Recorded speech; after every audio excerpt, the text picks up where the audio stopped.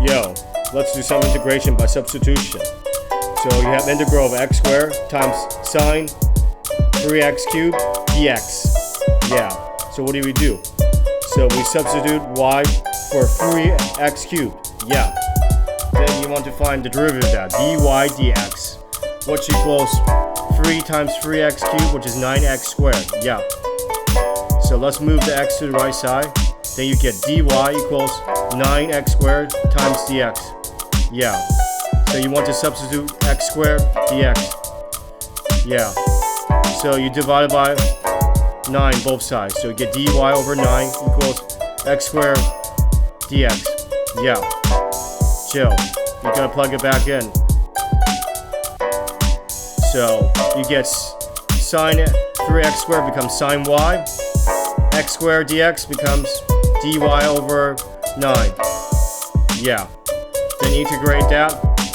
What do you get? You get negative cosine y over 9 plus c. Yeah. Yeah. So now you substitute 3x cubed back. So y equals 3x cubed. Yeah, you plug it back. So you get negative cosine 3x cubed over 9 plus c. And c you can set it to 0.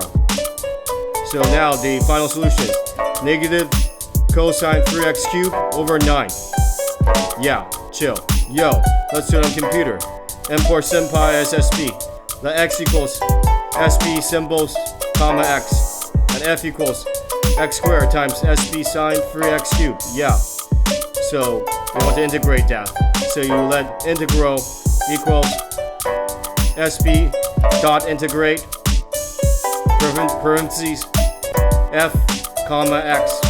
Then you print that integral. Yeah. What do you get? You get negative cosine 3x cubed over 9. Yeah, chill.